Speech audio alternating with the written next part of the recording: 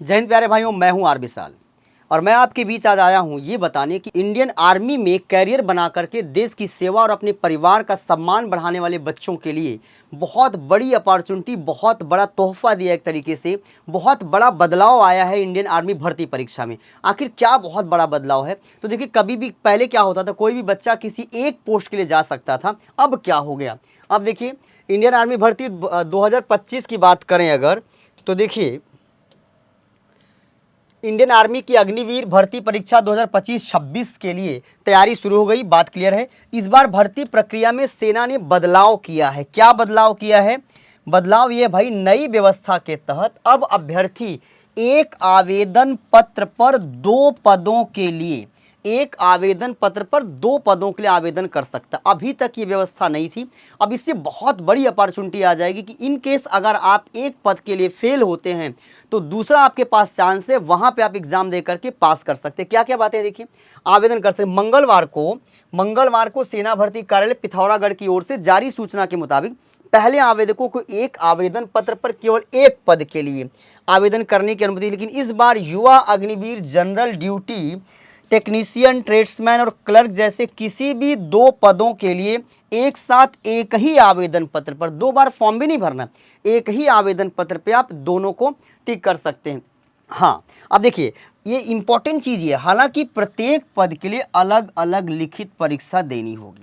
मतलब कि जो आपका रिटन होगा वो दोनों का अलग अलग होगा। एक बेनिफिट क्या है, लेकिन शारीरिक परीक्षा जो आपका फिजिकल होगा वो केवल एक बार।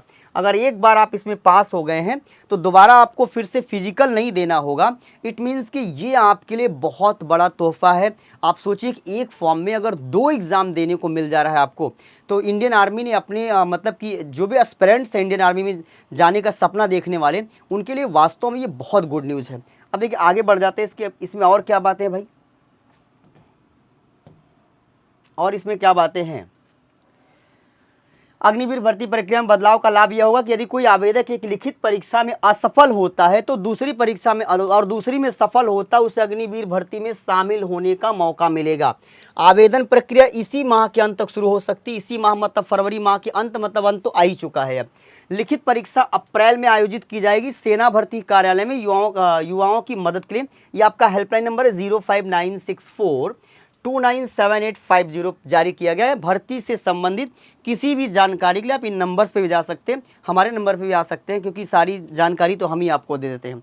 अब आइए देखते हैं कि जो इंडियन आर्मी की वेबसाइट है उस पर क्या कोई अपडेट है, क्या क्या कुछ बदलाव आया है क्या। तो जहाँ तक मैं देख पा रहा हूँ, ये देखिए JCOR अग्निपथ एंट्री। अब यहाँ पर देखिए, इस पर अगर आप देखें तो इसी पर एक वीडियो सौरभ सर ने बनाई थी 3-4 दिन पहले। वहाँ आपने देखा होगा कि यहाँ पर ढेर सारी डिटेल थी। अब ये भैया खाली हो चुका है। इसका मतलब क्या है कि अगर अब ये इस चीज़ को देख के हम समझ पा रहे हैं कि बहुत जल्दी आपका फॉर्म आने वाला है। मतलब ये मान के चलिए, बहुत जल्दी का मतलब मैक्स टू मैक्स 72 घंटे, 72 आवर्स में यहाँ आपको नोटिफिकेशन देखने को मिल जाएगा। और आप देखिए, यही टेक्निकलिटी है। इसी टेक्निकलिटी को वो जान सकता है जो टेक्निकल होगा। ईमानदारी से बताऊं तो मुझे भी मेरी टेक्निकल टीम के ही लोग बताते हैं, जो हमारे यहाँ मास्टरमाइंड है, वो बताते हैं कि इसका मतलब क्या है। इसका मतलब मुझे, जो मैं आपको बता रहा हूँ, ये भी मुझे बताया गया है। मसला ये है कि यहाँ पर जो मतलब जो सब कुछ लिखा हुआ था वो हट जाने का मतलब ये है कि नई नोटिफिकेशन के लिए चीज़ें खाली हो चुकी हैं। आपका नोटिफिकेशन आने ही वाला है। अब आइए देखते हैं भर्ती परीक्षा में क्या कोई और बदलाव हुआ है क्या, क्या क्वालिफिकेशन को लेकर कोई बात है, तो फटाफट इसको हम डिस्कस कर लेते हैं।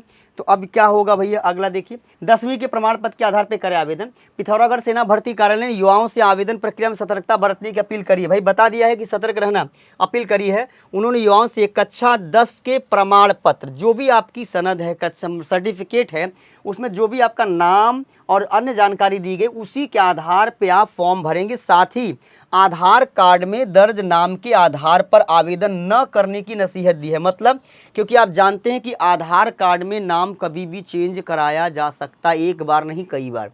लेकिन ये जो मार्कशीट है, जो आपका सर्टिफिकेट हाई स्कूल का, वही आपका ऑथेंटिक डॉक्यूमेंट्स है। तो सेना ने साफ साफ कहा है कि भाई आप हाई स्कूल के सर्टिफिकेट के आधार पर आवेदन करते समय ईमेल और मोबाइल नंबर जो चालू स्थिति में हो उसका ही यूज़ करेंगे। नहीं कभी ईमेल बना लिया था वही लगा दिया, कोई पुराना नंबर लगा दिया, नंबर बंद कर लिया। अच्छा, और क्या बात है?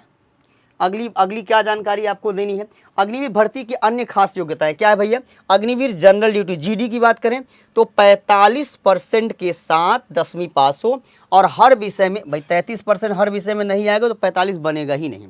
45% आपका टोटल होना चाहिए और हर सब्जेक्ट कितना होना चाहिए 33, क्योंकि 33% पे हर सब्जेक्ट का इंडिविजुअल पासिंग मार्क्स है। अब आगे बढ़ें, नेक्स्ट देखें जरा तो देखा आपने सबसे इंपॉर्टेंट चीज़ क्या थी कि इंडियन आर्मी ने आपको सचेत किया है कि मेरे भाई कार्यालय की तरफ से आपको सचेत किया गया है कि आपको सबसे पहले फॉर्म भरने में इंपॉर्टेंट चीज़ क्या है कि जो हाई स्कूल का सर्टिफिकेट है उसके आधार पे ही सारी जानकारी देंगे। और एक चीज़, जो ईमेल और आपका मोबाइल नंबर है, ईमेल वही आप यूज़ करेंगे जो आपका चालू हो, जिसको यूज़ करते हैं, और मोबाइल नंबर भी वही लगाएंगे आप जो परमानेंट हो। ये नहीं कि आपने नंबर लिया था उसके लिए उसका नंबर ब्लॉक किया, दूसरा नंबर ले लिया और गलती से आपने वही लगा दिया, फिर सिम तोड़ के फेंक दिया, फिर आपको दिक्कत हो जाएगी। तो मसला ये है कि आप मोबाइल नंबर भी वही लगाएंगे। उम्मीद करता हूं कि मेरे द्वारा दी गई जानकारी आपके लिए बहुत लाभकारी होगी। और एक खुशी की भी बात है, जो 2 पोस्ट पे आप जा सकते हैं, तो इस वीडियो को जितना हो सके ज़्यादा से ज़्यादा आगे बढ़ाएं। और अगर आप इंडियन आर्मी में जाने का सपना देखते हैं तो आप एमकेसी परिवार का हिस्सा बने। जरूर हम और आप मिलकर के आपके सपने को साकार करेंगे। जय हिंद।